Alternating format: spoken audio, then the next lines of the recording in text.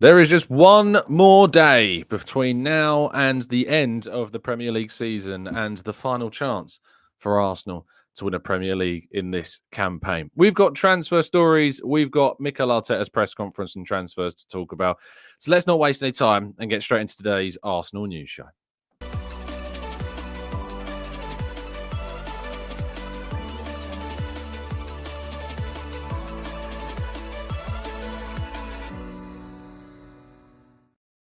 Hello and welcome to the Gooner Talk, back again with you guys and girls for another episode of what is the Arsenal News Show, joining you every single morning at 8 a.m. UK time. Thank you as always for joining me and making this a part of your morning routines. It's incredibly appreciated. Hope you've had a fantastic week and welcome to Saturday. And of course, there may not be any Premier League football today because it is all taking place tomorrow, but there's plenty of build-up, plenty of excitement going into tomorrow's game. I'll start with a bit of a frustration. There's going to be no preview show, unfortunately, ahead of the game against Everton. Apologies that we can't deliver that to you today. Yesterday, I was incredibly busy. I was up in the office in London and then out in the evening delivering something of a treat meal out to the missus after, of course, she completed the London Marathon. So that was the evening in which we were celebrating that. And then today, I'm out as well all day in London. And then tonight, I've got a drum and bass gig for the first time this year. For the first time, what feels like a long time. Now, I don't know about you, but especially here in the UK, it's starting to get light very early, which means my body clock is all over the place. I'm waking up at like 5 and not being able to get back to sleep. So being able to go to a gig until the early hours, and I'm going to be very sensible, by the way, because I'm working tomorrow, but just because I want to see the act, basically. And then to be able to stay awake as long as I'm going to need to stay awake before tomorrow's game is going to be a hell of a challenge. So I'm looking forward to it, but I'm exceptionally busy, and that's why, unfortunately, you won't get a preview show ahead of the game against Everton. But maybe the less said, the better. Maybe we just got to kind of let things go and move through. Janelle says, where did you take the missus for dinner? Myself and other parts of our family went in St Pancras. There's a place called Hoppers, which is like a Sri Lankan restaurant. Hoppers are like these kind of like egg bowls, if you like pancake type bowls, and you eat a lot of like South Asian type food. It's very nice, and I'd recommend it highly if you didn't as well. Right, shall we say hello to people in the chat as well? Let's go to Matt G, Blackshine, AB, Lee. We got Barry T, Rowan, Arasilki, Rancid, Clincy, Damien, Carlton, Glenn, Paul, Martin, Jose, Kaiser, Barry, Shiv, Amira, Stephen, Allison, Steve, Darren, Franklin, Rob. We've got Peter and Carl. We've got Shane, GZ4, Paul, Roy, other Rob as well. And thank you to you all and more for tuning in. Incredibly appreciated as always. Right. Shall we go through today's stories? I think we should. Reuell Walters has posted a leaving message. Of course, he is leaving us this summer after refusing to sign a brand new contract with the club. He posted to social media, thank you to everyone that's made this part of my career special. It's been a pleasure playing for this club, and I wish you all the best for the future. So we will see Reuell Walters somewhere else. So we also saw a leaving message from Ovi Ejaheri, youth goalkeeper. He is also leaving in the summer window as well. So a lot of youth players making the decision to move on. There will be new players coming through and fulfilling their roles in the under-21s as well. And it's just part of the natural process. Very rarely do you find many youth players make it to the senior level. I know there's a lot of frustrations. I know a lot of complaints about Arsenal and Arteta in particular in their youth system. I think they've been blown way out of proportion. And contextually, it's very normal that this is going on. Some might say that Reuell Walters deserved to at least have had a senior opportunity, perhaps, but it is the way that it is, and we move and hope to look forward to plenty of more exciting talents coming through with our under-18s in particular, containing some really exciting players for the future. Now, Mikel Arteta conducted his final press conference before the game against Everton this weekend. He was asked about his nerves, and he says, one of the biggest weeks for many of us, and certainly now is the most important moment. I'm really excited and can't wait for Sunday to be in front of us, and obviously very optimistic as well as the possible outcome. He was asked if he had to lift the players after Spurs' defeat on Tuesday, and he said the hope was there and it didn't happen, and now we have to do our job, which is going to be tough because Everton are in a really good moment. So we're going to prove again that we can be better than the opponent and win the game. Then you have to wish for the best and for West Ham to have a really good day and help us to fulfill our dream. That's what we're hoping for. He was asked, of course he was, and I hoped that he would be if he was and has spoken to David Moyes. And he says, no, I don't think I need to do that, but he's been instrumental and so important in my career, not only as a footballer, but as a person as well. He could help us fulfill our dream and my personal dream to win the Premier League. That would be unbelievable and always be in my memory. He was asked about the players keeping up with City against West Ham during the game. He says, the only thing that we've discussed is giving ourselves the opportunity to live a beautiful day on Sunday where the dream is still alive and still possible. And it's football. Once we are there, we have to just live the moment and play every single week and understand that for the dream to happen, we have to win. Then we have to hope again for West Ham to help us to achieve our dream. But that part is on us and is the only thing that we can focus on. I love there was a really good question about if there was kind of anyone that was going to be in the ground, kind of giving them an up-to-date run of the score. He said if someone will be monitoring the City score, and he says, I think 60,000 people will, all the staff, assistant coaches, plus all their families behind their phones. So I think that will be enough, which I thought was a fantastic answer to the question as well, because we all know that we're all going to be keeping track of things. We know that the mood inside the stadium is going to erupt if there's any news of goals from Everton, or, you know, if indeed they're still holding them to 0-0. I know as I sit there in the Emirates on Sunday, I will be having my phone very much on the Sky Sports kind of blog that will be running the game for the West Ham side of things, whilst I'm running the blog, of course, for the Arsenal game on the Football.London side of things. If you're unable to watch the game on Sunday for whatever reason, I will, of course, be running the live blog for you all and keeping you up to date, of course, with the Manchester City score as well there. So I'll be feeding you through any information I get from either game in one single blog. So make sure you watch out for that. Yeah, it's going to be an exciting day. I can't wait to see it. I can't wait to be there. I can't wait to take in the atmosphere. And whatever happens, I am so proud of this team and so happy to be an Arsenal fan. I'm so glad so many of you brought Turkish's words to my attention. They released a video, I don't know if you saw this on AFTV, where it was just Turkish talking to camera about this season. And I thought it was an excellent piece. So if you haven't yet watched it, it was on 2 days ago, it was put out. Yeah, it was a really, really good piece from Turkish. So I recommend you go and watch that. No matter what your thoughts are on AFTV, I know people are indifferent about it, but I like to pick and choose what I want to watch from here and there and certain people. And certainly I thought Turkish's words were absolutely fantastic. Moving into the transfer side of things, just one regards a potential incoming, and then we'll go to the main outgoing story of the day. Joshua Zirkzee is said to be keen on staying in Italy. There are said to be very significant amounts of interest in the likes of Milan, who are interested in Zirkzee. Of course, Arsenal, we know, are one of the teams, along with Manchester United, that are said to be interested in the Dutch international. He's had an amazing season with Bologna, who, massive congratulations to Bologna, have qualified for the Champions League next season. And considering that Italy are one of the most successful teams at the moment across multiple competitions, you think about Inter getting to a Champions League final, you think about Fiorentina getting to a successive Conference League final, we think about Roma getting to another a Europa League semi-final as well, and Atalanta getting to a Europa League final. Italian sides have been incredibly competitive. So for Bologna now to be up there and in the Champions League places shows the quality of the Italian league as well. But Zirkzee has been a huge part of that season, and I think will be expected to lead the club in the summer. But it seems that his keenness to stay in Italy may stop Arsenal moving for him. But there seems to be, of course, Benjamin Sesko looks to be the number one target, it seems, right now. There's reports, of course, that the Alexander Isak kind of interest has certainly diminished. John Cross reporting that at the Mirror this morning. We've also heard, of course, that Ivan Toney won't be happening. We've known that for quite some time. It does seem that Sesko is gradually emerging as maybe the leading candidate for Arsenal's striker position in the summer, of which I would be delighted to see a really young talent like Sesko come in, knowing that we've already got an established centre-forward in Kai Havertz, who's done fantastically well this season and surprised everybody, you know, scored well over 10 goals. If he was playing striker all season, who knows? Maybe he would have got 20. I think he's been very, very good indeed. Now, our main story today, of course, follows on from yesterday's story. Yesterday, we talked about Aaron Ramsdale and the reports that suggested that an agreement with Newcastle had been made with the player's side. James Green, of course, of Sky, reporting that on the Highbury Squad yesterday.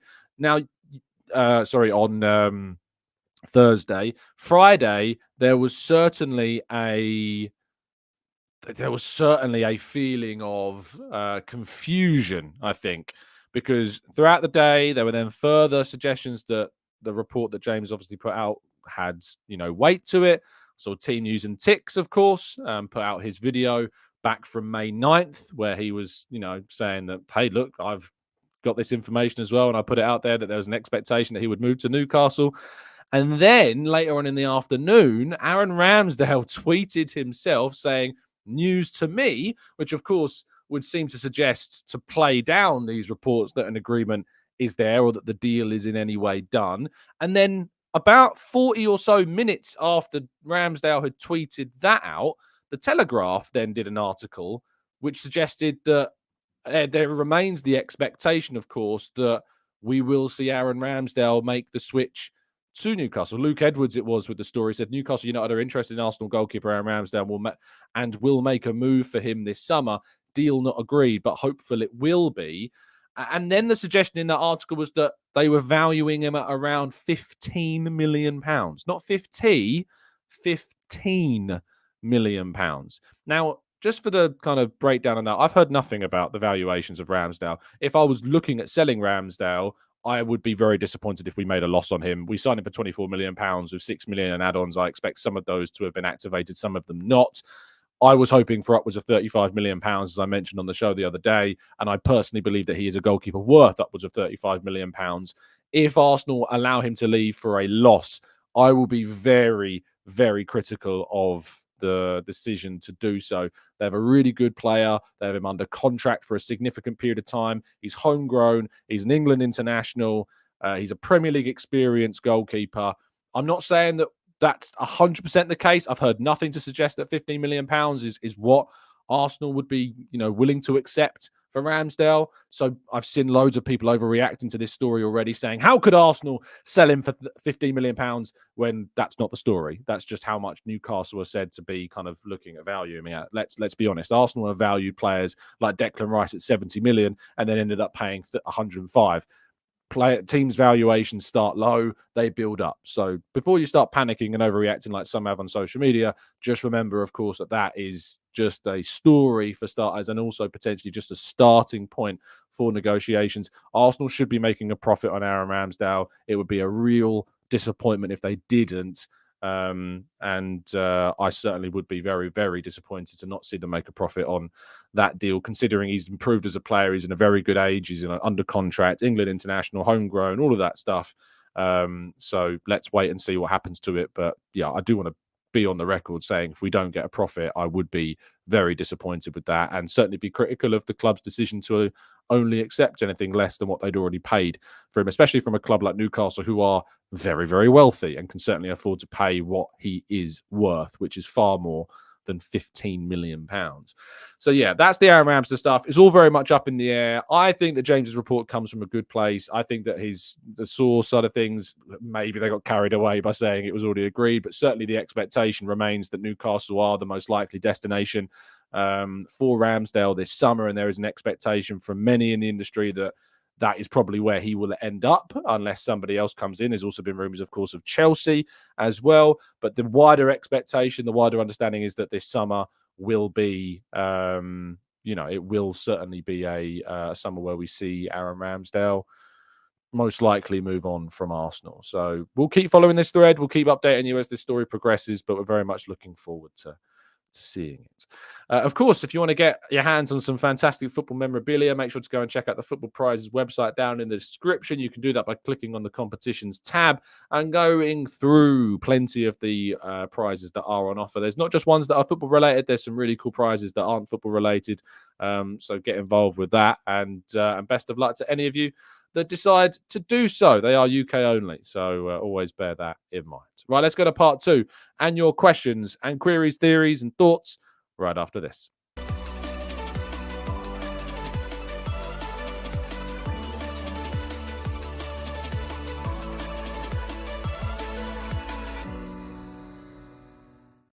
I'll be honest, I forgot my water bottle. I've got it now. I was like, can I make it out the room and back in time? And the answer was no, I couldn't. But I've got it now. So just bear with me, because I needed a swig. Right. Okay. Here we go. Jumping into the chat. Let's see what we're talking about. Let's go to Ben says, how does his value deflate that rapidly given the circumstances? Is it just because it's Arsenal? This is what I mean. I don't want people to overreact. I don't want you to overreact at all. I love this. I bottled it. I definitely did. I remembered like halfway through the credits as they were rolling as well. Love that. How does his value deflate? Well, his value would be certainly higher if he was playing week in, week out, but he's not. So that's the easy reply, that he hasn't played. So that means he is naturally going to have less of a value than he would have done if he was playing week in, week out. That said, I still think he should be worth way more than 15 million. But that is, of course, just what Newcastle are said to value him at, according to the Telegraph. So make sure you bear that in mind, okay? That's not what Arsenal are willing to accept. That is what Newcastle are said to value him at. So please don't overreact. It's me, says Tom. Have you ordered the new shirt? Yes, I have. It will be here, I hope, very, very soon. And you will see it emblazoned upon myself on the channel very, very soon. John says, Tom, when are we going to be transitioning to the daily transfer show? This is the second to last Arsenal news show until December. So tomorrow morning will be the final Arsenal news show until December. We will, of course, on Monday be doing a Raw reaction show, reacting to Sunday's game. And then on Tuesday will be the return, as we like to transition between the shows, to the Arsenal transfer show as the transfer window begins. So, of course, if you've been watching the show and this has been part of your morning routines for quite some time, you'll know how this works. If you're new to the channel, if you've joined us in the last few months or so, we kind of transition between different types of shows throughout the season, depending upon what's going on during the season. When it's not transfer season, we do what we're doing now, which is the Arsenal news show. And of course, when the season finishes, or 1 month before the January transfer window, we start the Arsenal transfer show again. So that is when things will be clicking over to that. Same time every day, 8 a.m. It's just basically a name change. That is about it. And sometimes the colors of the thumbnails and stuff sometimes reverse, but I don't think they're going to. I think our new ones don't reverse. I haven't actually thought about updating the graphics yet for next season. I don't know if we need to. I quite like them as they are. Some people like me to change them.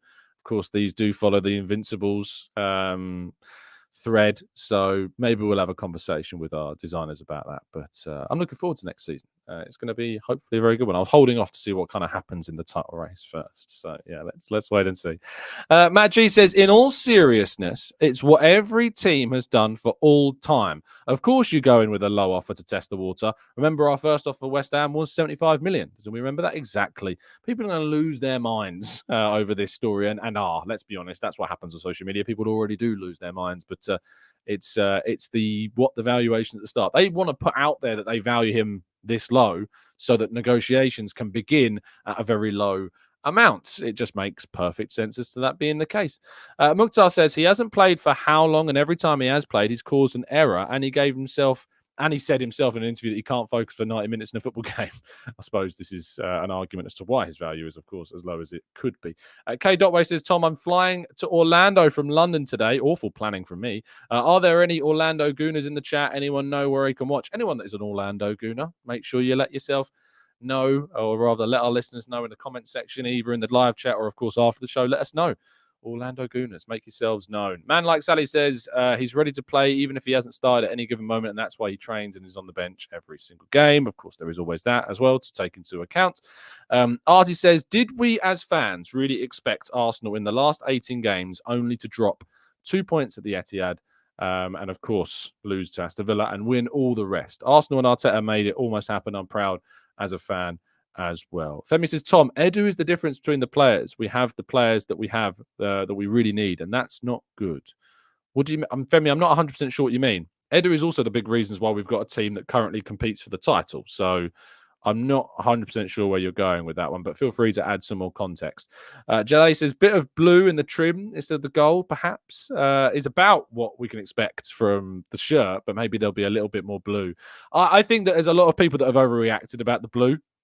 in the shirt. I've loved the social media storm, if you like, of responses. Arsenal used to have blue and white socks. It's worth remembering. They've had blue in their kit numerous times down the years. I think there's a little bit of an overreaction to the amount of blue, which is not loads in the home kit for next season. John says, I'm optimistic for tomorrow. All we need is a West Ham draw and Arsenal win, and we are Premier League champions. Do you have faith, Tom? I always have faith, mate. I'm also real. I'm a realistic person, but I always got to have faith. What I'm realistic about is football is a sport that can throw up absolutely anything. So we've got to expect the unexpected and hope, that we are going to be able to succeed in what we want to achieve, which is winning the league. So yeah, let's wait and see what happens. But it is tough, of course, to not be, what's the word? I know that some people are resigned, that's the right word, to the result that we might sadly not get tomorrow. But that is part and parcel of the experience, and that's football, and that's what we're up against as well. Jonathan says we're going to win the league. Believe. I hope you're right, Jonathan. I really do, mate. I really, really do. Matt G says if Pep leaves City this summer, do Arsenal go on to the next season as favourites? I think they might do, yes. But I don't think he's leaving this summer. Amira says, when you think about in the past few years, have we really been lucky with the goalkeeping injuries, or have every other club just been really unlucky? I think a bit of both, I guess. Liverpool and Man City have both had issues with their goalkeepers. Man United have kept Onana fit. Chelsea have lost Robert Sanchez for extended periods. Yeah, I think arguably, maybe we have been a bit fortunate in that regard. So we need to sign a good goalkeeper this summer if indeed Ramsdale does leave, because it can happen. Raya has also suffered in the past with injuries, so it's worth remembering that. Lee says, Tom, it would be great to do a show on transfers with the complete process from the start to finish and all the add-ons negotiated to get the process over the line. I don't need to do that, Lee, because Gunner Blog James McNicholas has already given you an amazing video. I recommend going over to his YouTube channel if you haven't already and type in Gunner Blog and how transfers work. I think that might be the show. Yeah, how football transfers are actually done. That's the name of James' video from last year. It uses the context of the Declan Rice deal. It's a video that's already got around 50,000 views. Go and watch it. It's brilliant. If I did one, it would only be really going over the ground that James has already covered. So I recommend you go and watch that one. TJR says, all the new kits look rubbish. It's not that difficult. Looks like an England cricket kit, a Lynx Africa kit, and there hasn't mentioned the third kit. I mean, everyone's entitled to their opinions. If you don't like it, you don't like it. I'm not going to try and convince you otherwise, but I think there is an overreaction about the blue, personally. But there is definitely some Lynx Africa feels about the away kit. I absolutely understand where you're coming from. The black, red, and green is 100% like giving me Lynx Africa vibes. 100%. Pablo says, Tom, how do you pick a question? Do you read it first and then pick it, or just randomly select it? Also, does putting a Q actually do anything to get your attention? Yeah, it does actually. The Q certainly gets my attention. What I usually tend to do, though, is if someone puts a Q and then doesn't leave a question just because they want to comment, read it out, I do tend to have that stick in my mind, and it kind of puts me off picking those comments. But it is mainly random. I just kind of scroll, and yeah, it's not really. There'll be definitely subconscious biases when I see names that I'm familiar with. So if you've been in the chat box a long time, sometimes of a subconscious bias to just accidentally pick more people than others. But yes, the queue does help. So, but otherwise, it's as random as I can do it, Pablo. Vegas Gunner, thank you so much for the kind donation. And if you leave a donation, it does encourage me, of course, to pick that out. It's definitely not a cheek plug there. Tom, are there any quality players that you can think of in the league who we may go for to replace our homegrown players that could leave? Again, I do want to stress that we don't have a non-homegrown issue. It's also worth pointing out for people that don't understand the workings of homegrown quotas. There is no homegrown quota. You don't have to have a certain number of homegrown players in the squad. What you do have to have is at or below the non-home quota roster. You're allowed 17 non-homegrown players in your squad.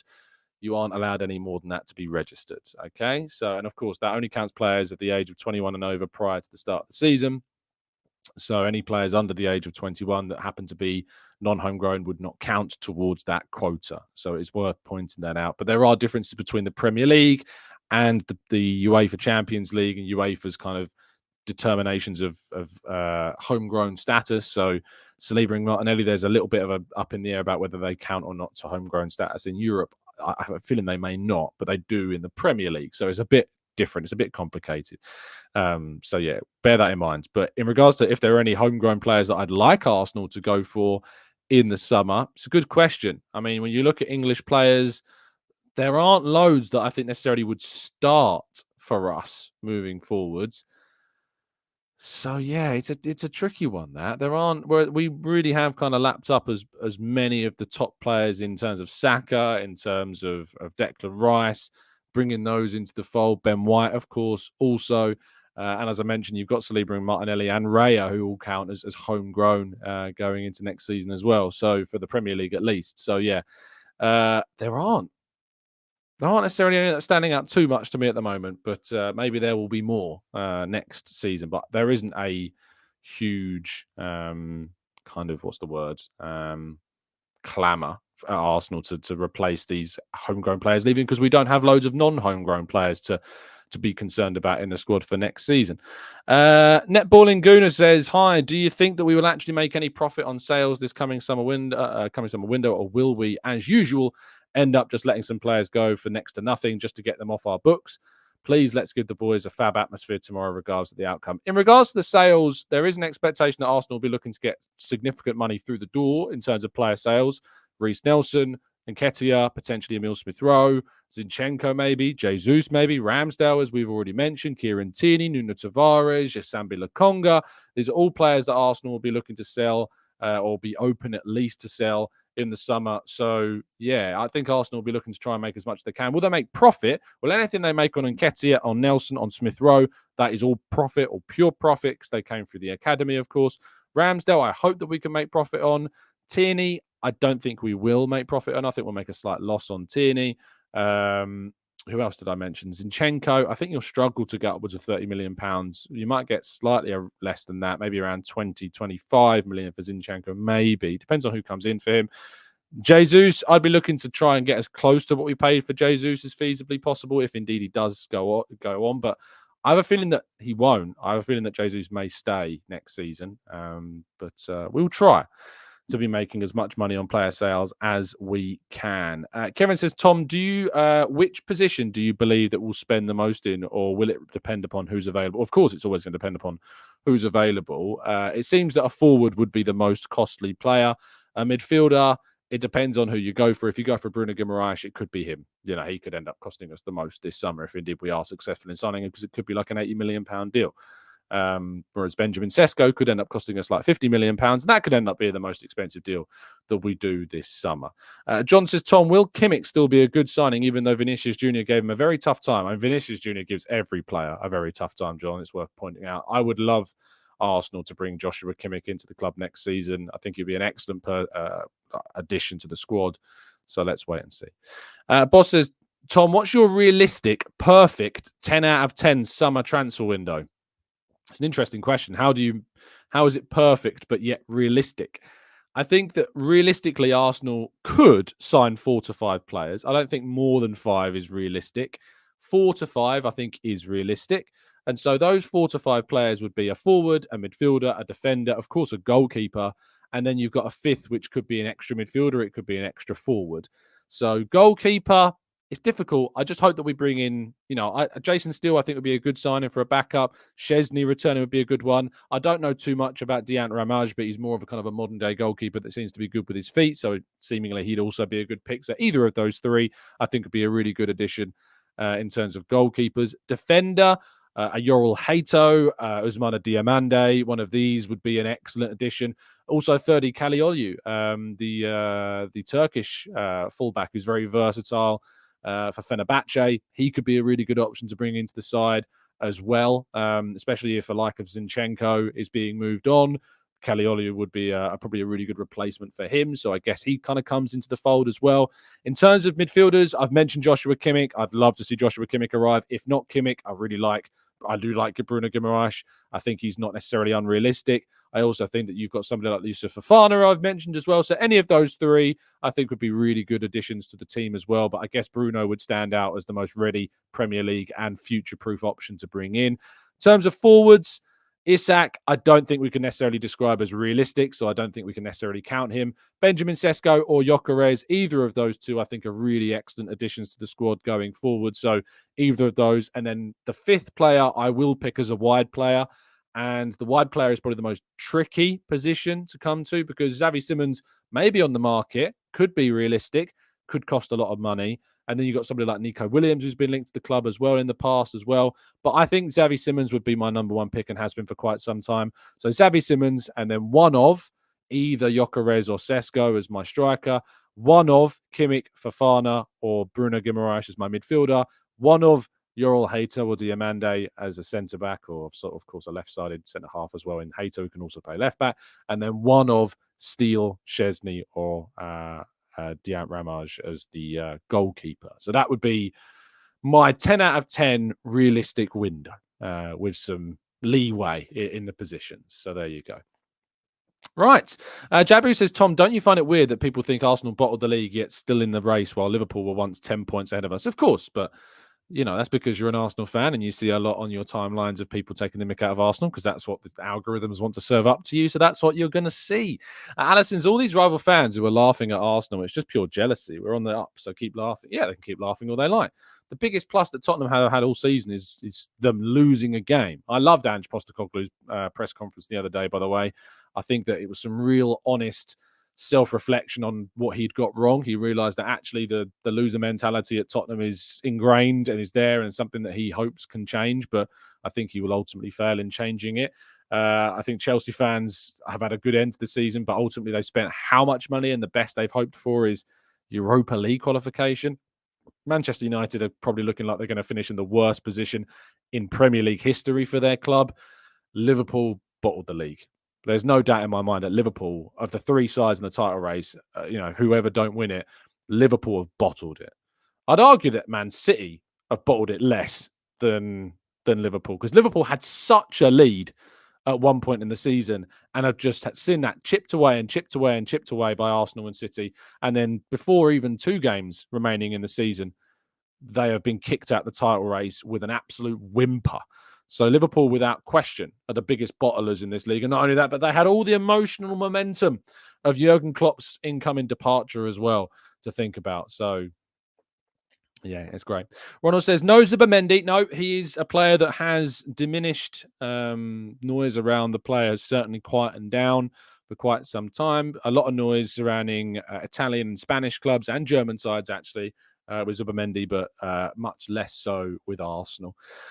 Jean says, sorry, came on the show late. Could De Gea could be an option for Ramsdale's replacement? I don't think so. I think De Gea lacks the distribution qualities, and he's been out of the game for a whole year. So that could be something that would, I think, put off quite a few people.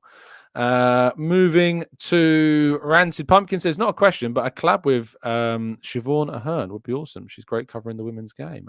Thanks for the tip, Rancid. John says, has Liverpool's demise this season been due to Klopp's announcement? Could have played a part in it. Maybe they should have announced it either at the start of the season or even waited until the end. Maybe that was it. And you're absolutely right. Liverpool had the easiest run-in of any side in the title race. Of any team, their run was the easiest and yet managed to mess it up. Rob Bob says, what do you think about Emery, potential manager of the season, when Arteta bottled it last year? Surely Arteta had brought in Arsenal as far and got second. Emery has done a brilliant job at Aston Villa. You can't deny that fact. He obviously bottled the Conference League, but he's done a brilliant job in the Premier League and getting them into that level. I think there are some really interesting arguments with Aston Villa as a club and how much they've spent. Yes, he's done a really good job, but I mean, I think they've got a better team than Spurs. I think they've got a better team than Man United now. Their recruitment's been that good. In a way, the expectation at the start of the season, of course, they've been playing in UEFA Conference League football this season. I know it's been a quick rise up the table, but they should be with the amount of money that they're looking at spending. And you look at the quality of their squad. I think that Emery has done exceptionally well, but I think has almost achieved what, on paper, when you look at the season and you look at the other teams and how they performed, they should be getting there. They should be in the frame for those Champions League places. They should be competing for those places with what's been spent and what their squad looks like. So, yeah, I don't have too many arguments against the idea of Emery being manager of the season, except if Man City win it, it should be Pep, because the manager who wins the league other than some miraculous kind of recovery, or a team like Luton, maybe if Luton had a really good season, then you could argue maybe Rob Edwards would have been involved. Even staying up for Luton was incredible. If they'd have managed to do it, they look like they probably won't. But yeah, I think Emery will fall short of just short of Guardiola if he wins it. But if Arsenal win the league, Arteta should obviously win it for what are very obvious reasons. But is Arteta's achievement this season better than Emery's achievement in the context of Arsenal and Villa? I think there's arguments on both sides. Arteta has achieved more wins in the league than the Invincibles. He's achieved more goals than any Arsenal Premier League side before him. The thing is, there's nothing measurable against it. Aston Villa have got Champions League qualification just like Arsenal, but of course, it's the first Champions League qualification for decades for Aston Villa. So there's that alongside it. I think Arteta is without question a viable candidate, but I think we'll only win it if indeed he wins the league, which is still a possibility come the final day of the season. Let's go to boom. Lee says, any player gems for the teams that have been relegated that you would have taken a punt on? Not really, mate, to be honest. I really don't look at any of those sides as having a player that I think are good enough for Arsenal. No. Vegas Gunner says, Tom, how much do you think we could get for Patino, Tavares and Sambi? Patino, I don't think he'll be getting much. He's got a year left on his deal. He's not playing too much for Swansea, less than £10 million. Tavares, again, another player, less than £10 million. Sambi, maybe just upwards of £10 million, I think, in terms of those three. Amaral Gooner says, Chelsea have done brilliant, spent £1 billion, are only 26 points behind us. Well done. Jackie says, Tom, given the option, who would you sign? Bruno, Kimmich, or maybe that's all Kimmich? Would a summer of Sesko, Bruno or Kimmich and Diamande be a good one? And also, what do you think of Goretzka from Bayern? Goretzka's a brilliant player, but he's not had the best of seasons with Bayern. He's not even been called up to the Germany side for the summer tournament. He's got loads of talent. Maybe under Arteta, he could be rediscovering his best form. I wouldn't necessarily say no to Goretzka because I do think there's a player of absolute world-class ability there. He's now 29 years of age, which may put us off. So if you can sign a 29-year-old, I think it's going to be Kimmich of the two. But would a summer of Sesko and then one of Bruno, Kimmich and a Diamande, so that's three players, be a good one? I think it'd be a good one, but I don't think it'd be a great one because I think we need a fourth, potentially even a fifth signing. You need to think about a goalkeeper coming in. You need to think about potentially a wide player coming in as well. I really think a wide player is up there higher than a centre forward for me as a priority. So I think we need that competition and rotational quality for Saka. Jesus could do it, but I think we need someone more akin to that of a natural winger. Of course, tonight, if you're going to attend the live event at Ali Pali for the Arsenal Vision and Arsblog live event, have a fantastic time. I'm very jealous. I wish I could have gone.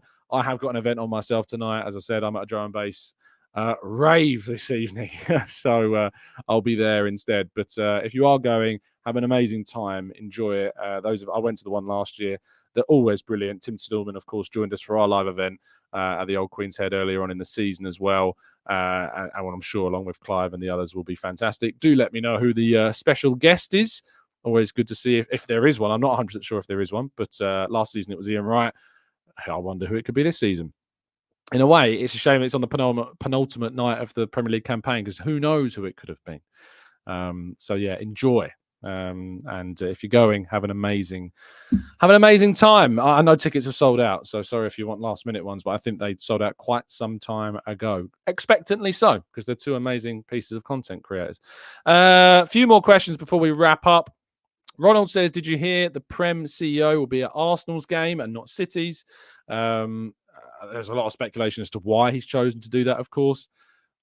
It's difficult to know for sure, but I'm sure plenty of people will speculate as to the reasons. ZT says, Tom, do you take a break during the off-season like the players, or will you be continuing to serve this community with your amazing dedication to the Arsenal content? Go on, fella, have a break. #burnout. I will not be taking a break. No, there will be shows every single day at 8 a.m. I am having a holiday. I'm having a holiday at the start of June, but I will still be doing content for you at 8 a.m. UK time. So, watch out for that. So don't you worry, there'll still be I'm planning on it. I don't know the logistics of where we're staying. I don't know how good the internet is. I don't know if I'm going to be able to. I am planning to pre-record some shows to go out whilst I am on holiday as well, with some very familiar faces that you'll be more than aware of by the time we get to that point. But yeah, watch out for that. I'm going away from I think it's like the second week of June. I'll be in Italy, so yeah, there will still be content, but I'll be having a break. Don't worry. But the 8 a.m. show is part of the fabric of everybody's routine, so we can't stop it. And Matt G says, I agree with ZT. Don't burn yourself out, Tom. I appreciate your kind considerations and your concern. I do, but the grind's the grind. You got to keep pushing. You got to keep creating content. You keep going. We're never going to get TGT to 100k subs if I take breaks. It's not going to happen, people. So we want to see us get there one day. So we got to keep pushing, keep striving. I haven't actually mentioned the 1k like challenge. So if you haven't dropped a like on today's video, please make sure you do. Drop a like on the video. Subscribe to the channel. We will be, over the course of this summer, potentially hitting our 1000th show. I should probably do a check on how close we are to that, shouldn't I? This is episode 481 of the Arsenal News Show. Of course, tomorrow will be the 482nd show, and then it will be pausing, and we'll be returning to the Arsenal transfer show as of the start of Tuesday. How many Arsenal transfer shows have we done? We've done 429 of those. So someone do some quick maths and add those two numbers together. So that's 429. I've also definitely missed out some shows before and forgotten to put the right number in. We've done 911 shows at least. And of course, that doesn't take into account all the raw reaction shows that we've done, which are the day after every single game, which is over the last 2 to 3 years, probably about 90. So we've probably already done 1,000. But in terms of Arsenal news shows, in terms of Arsenal transfer shows combined, we are about 3 months away. So the start of next season, come the end of the transfer window, we will reach episode 1000 of the Arsenal news and transfer show combined. So we'll probably have to do something for that. That's quite special, isn't it? Episode 1000 of the 8 a.m.s. So, yeah, and there's multiple phone-ins. There's Let's Talk Arsenal shows. There's preview shows. We've done thousands of shows. I think I can actually see how many videos I've ever done. I think I can see it. I think it's on the channel's homepage or something like that. Let's have a look. 2,200 videos I've been on this channel. Of course, that count shows that was on it before I even took over from Craig back in 2016. So, yeah, a lot. 2,290 videos has been seen by over 20 million people, which is kind of crazy. So thank you all very much for the kind generosity of your time over the course of this season. I'll be back with you tomorrow morning for the final show of the season. And then, of course, on Monday, we'll be kicking off the summer with a reaction to the final game. And then on Tuesday, the Arsenal transfer show will restart as we then start to cover a summer of European Championships, of the Copa America, and, of course, the transfer window. It's going to be fun. It's going to be great.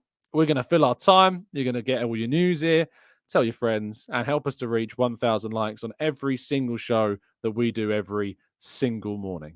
Thank you for your listenership over the course of this season. And thank you for continuing to be such a dedicated community of amazing people. I wish to be better. I hope things will improve here into next season. I hope I improve as a person. And I hope that you will help me to do that as well. So thank you to all of you for doing so. Thank you for being with me. And I will see you on the next one, which is, of course, tomorrow at 9 o'clock. Oh, hold on. I'll get this right eventually. At 8. Stay safe, stay well, stay happy and respectful. And as always, up the Arsenal.